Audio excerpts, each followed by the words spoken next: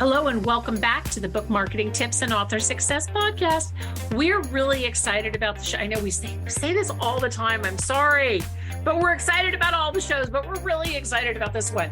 And we want to talk about the rules, which I know sounds like such a buzzkill, but Amy actually came up with this idea, so I'm going to let her share a little bit of the genesis story behind that. But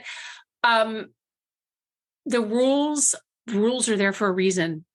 And we're talking today about why it's important to follow them. Amy, do you want to lend a little bit more articulation? Because obviously I'm not feeling articulate today. That's okay. I feel like that's the perfect day to do a podcast, honestly. Yeah, I mean, this really stemmed from, again, I know we've mentioned it many times, but for those of you that might be brand new, I usually end up communicating with authors when they first reach out to us. And I kind of feel out what they're looking for, what their goals are. If the book's out, I look at that, all the different things. And we also ask them, what you've been doing. And it's really insightful when authors talk about their goals and why they're reaching out to us and what they want our help with. And like I said, it's very insightful, and it says a lot about kind of where their headspace is at entering into a new book release or just starting their author career, especially. And we wanted to kind of address the common hangups that we see, because if you get into the wrong headspace about what being an author is and what it takes to succeed and the steps you have to go through, incrementally to get to that place, you throw everything out of whack. Yeah. Especially in our position, your marketing won't be focused. Your goals are going to be in an unrealistic order. And honestly, at the end of the day, I can tell you that all of that comes together and your readers don't feel connected to what you've put out there. Right. If you're not focused on the steps and the order that they need to happen, that comes through in everything about your brand and everything that you do. I know that sounds really heavy all of a sudden. Sorry, I didn't mean to go to that place, but it really is true. When authors come to us and they say, this is my goal and this is what I want you to do. And we know for a fact that that is not the place that they're at currently for who they are as an author and where their platform is at. That's when the tough conversations start to happen, Yeah, exactly. And I think that part of this is wanting to talk about some of the common hangups in the industry and some of the simple things that authors don't take seriously enough or don't want to necessarily believe that the rules apply to them. And, absolutely, we always get it. I mean, I know sometimes we seem like we don't get it, but we absolutely get it. Being a published author, I have 22 books out. It's a lot of work. Putting yourself out there is a big risk. My very first book, I would never forget this. My very first book, I had nightmares that that my book incited global hate. Like everybody in the world hated my book. And I'm running down the street and people are actually throwing my book at me. Like I remember this dream like it was yesterday. So it's normal to be nervous, to not, want that, and it's also normal to expect the best and kind of want to ignore the parts that you don't like. And unfortunately, that's not how the industry works. I had somebody who used to work at Time Warner Books back when Time Warner was one of the biggest publishing conglomerates out there, said to me that it's okay to be a maverick when you are successful. Mm-hmm. But when you start out, you got to follow the rules, which sounded like such a buzzkill to me. I remember I was in New York. I'm just like, this is awesome. I'm just like, this is, and he's like, you got to follow the rules. They're there. They're absolutely there for a reason. So Amy, take us through some of the big things that we see that authors do that are sort of the anti-rule following. Yes. So these are some, I'm doing air quotes here. These are some general rules. And again, we're talking about the path to success, Right. So we're talking about authors when you're first getting started, when you don't have an established brand, things like that authors will come to us and they essentially give us some input that tells us they're ready to break the rules or they expect that these rules don't apply to them. And that's just not the case. So let's chat about first one. We see this a lot. Please don't turn off this podcast episode if this upsets you. But when you're first starting out, for sure, big media is not available to fiction authors. And thank you. Penny's like, say it louder for the people in the back. Say it louder for the people in the back didn't hear you. I know, but, and this is an easy example to use, but it is a pretty common one because we do get people asking for this, fiction authors that are pretty new on the scene. Oh my gosh, now it's like, I'm stuck in the past. I won't let it go. But fiction authors that are new on the scene and they see a big name being interviewed on Today and they think, yes, that is my dream as a fiction author. And it's like, that is not a good dream to start with. Yeah. Yeah. In fact, we had a guy, we had this author and I forget now what genre of book it was, but it was one of those things where he really wanted to get on national media. And Amy was very lovely in her note. And I'm not just saying that because she's on this listening. I'm like, not just saying that because she's within earshot. But she very lovely told this guy, that just it's a little bit out of your reach right now. And he lost his mind. Mm-hmm. And he went on to Twitter and started losing his mind at me. And he was vile and mean and just, so that's an extreme situation. But you can waste a lot of time trying to chase after big media. Yeah, that's a very good way to put it, Penny. You can waste a lot of time assuming the rules don't apply to you. And you really miss out on a lot of really fabulous foundational opportunities and other wonderful things that can happen for your book and for your brand overall if you're only focused on these really long-term, really next level type goals. And that's why when fiction authors come to us and say, I want big media, I want TV interviews, I want the big magazines. Part of it too, and we'll move on from this, sorry, is that I think it's easy to get, it's easy. Are we going to move on? Because I'm having so much fun just harping on this one topic. No, I'm kidding. I know, but it's easy to get wrapped up in the goals. But Penny, don't you think that it's also easy for authors to forget that they are also consumers? And it's like, sometimes it's when you ask them, like, when was the last time you saw a fiction author interviewed on television? Yeah. When was the last time you saw a fiction book that wasn't being promoted by Oprah or Reese Witherspoon in a national magazine? Right. These really are opportunities that are so few and far between. Yeah. And I think when you're mapping out your goals and you've put a lot of time into something, it's easy to think that those are so close and within reach because your book is amazing. And we love that you feel that way about your work. But when you really sit down as a consumer and think about how often you're seeing fiction books covered in that way, it's not often. Yeah. Yeah, that's very true. It's not often. I think that Today's show schedules 4 authors a year or something on the show. And they're usually, they're unfortunately, they're really big names. So to put this podcast into perspective, now that we've just buzzkilled all over your joy, I'm sure at some point we're going to get a review on Apple iTunes or something. Like, these women are not very joyful. Like, yes, I know. Sometimes we're just, but the other thing, and I want to just jump into point number 3, because this is something I see so much, not having a specified reader market. Mm-hmm. And I got to tell you, and let me just add to this. And part of the reason why I wanted to take this, Amy, because I forgot to mention to you when we were in the green room, I hear so many times that authors I'm literary fiction, I'm women's fiction. Mm-hmm. Pick a reader market. I mean, literary fiction. I'm sorry. Obviously, I went on a hike this morning with a friend of mine and we got lost. And so I'm like, I've been walking through mud.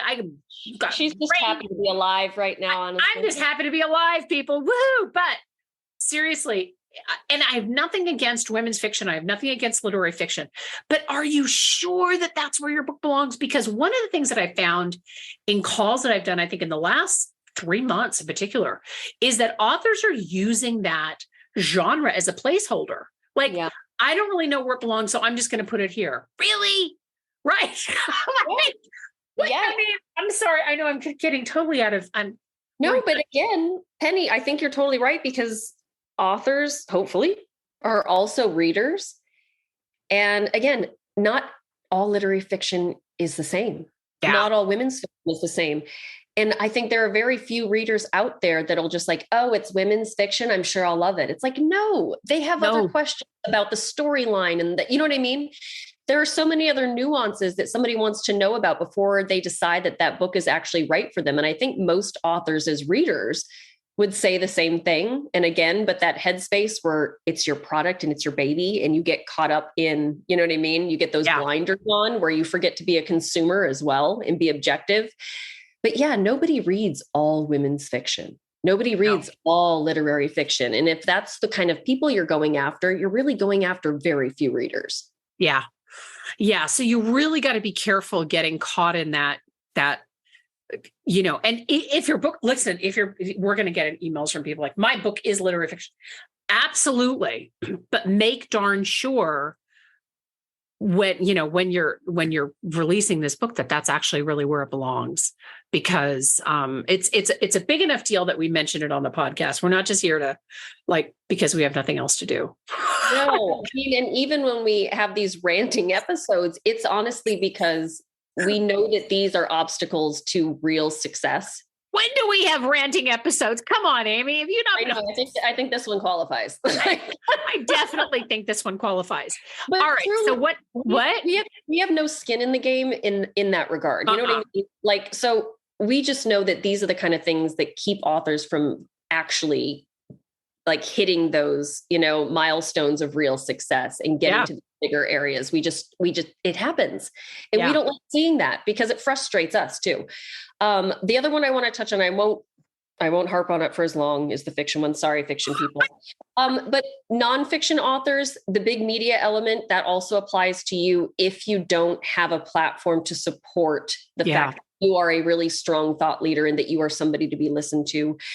I know it sounds sad, but there really are very few new ideas out there or new concepts anymore. So setting yourself apart is really important. And it's extremely hard to do that if you don't have a platform. If somebody doesn't search your name and they instantly see you tied to this topic in multiple places. Again, we've talked about it before, online real estate. You need a lot of online real estate to command big media. Yeah. And so if you don't have that online real estate established, you need to focus on other incremental successes when it comes to influencers. And there are a lot of them out there and they are amazing, So don't think that big magazines or big TV shows are the be all end all, because Penny and I have talked to too many authors that have actually gotten those opportunities that saw no changes in their book sales. You know what I mean? It didn't change their life completely. So don't assume that is your, ticket to success either. So there are a lot of opportunities out there, smaller incremental opportunities that can do amazing things for your exposure and your sales. But again, if you don't have the online real estate as a nonfiction author, you really got to be realistic about where you need to start in terms of getting coverage. Yeah. Yeah. And it's interesting because I'm very certain I'd be shocked in our third season if I haven't told this story before, but I have an author, we worked with this author, I don't know, a long time ago, and he got on Oprah. And he was so excited about it, got on Oprah. He sold maybe 500 books being on Oprah. I mean, it was really nothing compared to what you would expect. Right. And then I remember, I remember I talked to this literary agent and she had her author. She was so excited. Her author was going to be on the Today Show and sold, it was less than 1,000 books. I think it was like 700 books or something. It was so sometimes it's a little bit, and the other piece of it too to consider, and this, I know this isn't a media show and we want to move on because I know we get stuck on our topics and it's so hard to move us off of there. But The other piece to consider is that media has changed. So it might be fun to do an updated media show. Media has changed. We listen to things and we view things much differently than we used to. Not that major shows don't have the kind of pull, but a lot of times you can get some great traction by going more granular. And that will benefit most authors, especially if you're starting out, to build your success that way, to look for those opportunities that everybody else overlooks. Exactly. Mine's going to be a lot shorter. Yeah. The kind of cool organic buzz, that you get with smaller opportunities seems so much more legit. You know what I mean? I don't know. Right. And exactly. Should we move on? Yes. Sorry. Okay. Go ahead. I'm done. No. I'm done venting. I'm equally as guilty. Okay. So not having a website. It's kind of, that's one of those things now. People need to know that you're a thing. It sounds really weird. I know. It doesn't have to be super fancy. It doesn't have to be really expensive. It just has to, honestly, I'm going to say it. It shows that you take yourself seriously. Yeah. And it shows that you take their time and their investment in your book and what you have to give them seriously as well. It's the kind of your home base, your foundation. Again, it can be very simple, but in 2023, not having a website, it's kind of not a thing anymore. Yeah. I don't know how else to say it. Yeah, no, you're absolutely right. And there really isn't a lot to say on that. You got to have, and it doesn't have to be complex. We've talked about websites before, so you can definitely take a look at some of those shows. It doesn't have to be complex. It doesn't have to be, you don't have to spend thousands and thousands of dollars on a website. Oh, you really don't. You can get a great website nowadays for $500 or less. Honestly, if you go with the right company and they're legit, and they are out there, and it will represent you very clearly. It will give you, like I said, a good home base for your work. And again, it just, sadly, that is a next level thing now, because so many authors don't want to go there until I want to know this is a thing. I want to know I'm going to make a bunch of money. I want to know that people love me. I want to know that I'm going to be successful. And it's like, if you keep piling all those on top of these foundational things that you should be doing, you're never going to get around to it. Yeah. And it's just going to be working against you. You're going to be in a weird spin cycle of nothing's working, Yeah. Yeah, exactly. That's exactly right. Okay. Do you want to handle the next one, Penny? I will handle the next one. Honestly, we can go in any order. Well, yeah. So not having social media, there are authors who don't, Seth Godin is a great example of this. He's not on any social media, but obviously that's Seth Godin, right? So not having any social media because you hate social media is not a reason to not have any social media. I think you have to really make smart choices. I'm a big fan of, you don't have to be everywhere, just be everywhere that matters. Be on one site and do the things on that site, but don't feel like you have to be on TikTok because of book talk, or Instagram or Twitter because, whatever. Find one place and call it home. Although, again, we did do a nod to people who don't necessarily, authors who don't want to be, who want to skip social media altogether. And I have a class on that. But let me tell you, that also takes a lot of work. So now I feel like I'm yelling. I'm sorry. No, and that was my say it louder from the back, for the people in the back moment.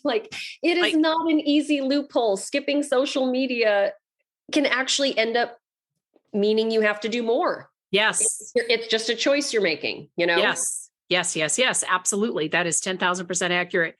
I would say that it is if you skip social media, take a listen to our Marketing Your Book Without Social Media episode, because you still have to do the work. This isn't an easy out. Yes. I love that. Okay. So the next one, a lackluster showing on retail sites like Amazon. Oh, especially Amazon. Why don't you take this one? Because I'm going to mute myself and beat my head against the wall. Sorry. Have a sip of water. No. I kind of equate this to if you go to a restaurant and it's a little dirty. Or, you set your pan down on the table and it's sticky, or nobody comes to your table. You know what I mean? Like there's these little things that are just, sorry, I didn't mean to go too far with that. No, but it is have lunch after this, but I guess I'll skip it. I know, right? It's truly that kind of experience at a restaurant absolutely affects your opinion of what you're doing. You may not even stay, honestly. There are plenty of people that'll walk out. But to that point, I was going somewhere with this. That is very, I'm not trying to gross everybody out, but that is very similar to having a janky retail page for your book. So having grammar mistakes. Oh, yeah. Not having a book description that is fully fleshed out that actually tells the reader what the hell your book is about. Yes. Not having an author bio, or having a very lackluster one that sounds like you're applying for a job in high school. You know what I mean? Like all of these things matter, and people show up. And again, it doesn't look like you take yourself seriously. And that sure as hell means you don't take them seriously. Yeah. So, and there was an author that reached out to us the other day, and there was a very small, just one of those oopsie moments where one of the words in his intro to his description was just wrong. Again, It's like one of those brain things where it's almost so simple, you overlook it. And I let him know, and he was so grateful because he's like, oh my gosh, I can't believe that. And it was a nonfiction book. So it was definitely very much like, I'm an authority. I know what to do. I've got all the answers. And then there was a glaring error on his first sentence. And this guy was not a slacker, but still, so it can happen to anybody, but it shouldn't happen, Right. You should be looking at your retail page all the time and figuring out, what can I do better? You should be looking at the competition, people that are on the bestseller list in the categories you want to rank for. What do their retail pages look like? What do you see consistently happening over and over again? I guarantee their pages are spotless, and there's a lot going on, and they give people 10,000 different reasons to buy their book in different ways, Okay, sorry. Go ahead, Penny. I'm like, no. I think that is, don't invite people to an unmade table. I mean, that's a big problem. All right. Not keeping your brand current with new releases or new content. So if you're a one-hit wonder, like, we get it. You may only have one book in you. Fine. But you got to keep, if you want to keep marketing your book, if you want people to keep buying your book, you've got to keep some content out there. And it's much easier to sell your first book with your second, and your third with your second book with your third, and so on. Most of you listening are probably listening because you aren't one-hit wonders, right?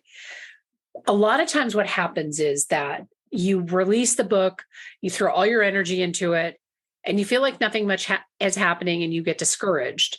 And there is that window of time in the life of a book when nothing much happens. Mm-hmm. Happens to everybody. It happens to everybody. Happens to me. Happens to absolutely everybody. And I have 22 books out there, right? But you have to keep showing up for your own party. I mean, it's kind of like, just to go back to that food analogy, right? You have to keep the table set, keep the coffee warm. There you go. I love that. You know what I mean? Like, keep prepping for those readers, keeping that content out there, releasing new books on a regular basis. So a lot of times what happens is an author will say, I'm going to wait to release my second to see what happens with my first. Mm-hmm. That to me is a problem. And those are also, so this isn't, and I know we're talking about rules. This isn't necessarily a hard and fast rule. Like, you don't have to I have to release 2 books a year. It's not about that. It's just about keep the train moving. Yep. I guess, for lack of a better term. Yes. Does that make sense? Absolutely. People want a sure thing. You buy from companies that you feel are a sure thing. You buy products that you feel are a sure thing. People read books by authors that they feel are a sure thing, Yeah. And I think, to your point, Penny, especially for series authors, we get a lot of series authors that will come to us, and I'm like, when are you going to release the next book? Because it's been a bit. those readers, they're gone. They read book 1 and 2. They're ready for book 3. You told them book 3 was coming. Book 3 never came. They've found 5 other authors that they're now binging by now. Right. Exactly. And it's going to be hard to get them back. So that's where things like having social media, having a website, having a newsletter, being out there, the other things that we've talked about, these others kind of like rules that you really need to follow, help kind of keep people invested in what you have going on. Because if it takes you a little bit to release books, that's fine, as long as you're staying in touch with people, giving them updates, showing up on social media. I'm here, I'm still working, hang with me a little bit longer. That's fair. That happens to everybody. But just dropping a book and disappearing for a couple years and wondering why people aren't just, pounding down your door, that's just not how it works. People forget, consumers forget really, with so much going on, consumers forget really fast. Yep. And here's a really good analogy. Amy and I were talking about shows that we like, right? And she was saying to me, and I said, "Oh my gosh, have you seen the show? It's back on Netflix." And she said to me something, and was one of the best quotes, and is perfect for the show. These shows take so long to release, I forget about them. Mm-hmm. Right. And I think the same is true for your, as an author. Yeah. We have a lot of stuff. We have a lot of stuff that we can read. There's a lot of stuff out there. We forget. Absolutely. And, like Penny said, every author goes through that moment where there's not much happening for your book, but it's really, and I realize it's not always possible, but as you get in the rhythm, being able to announce an upcoming release while you're still at one of those high points of when you're getting a lot of attention and you have people's attention. Yeah.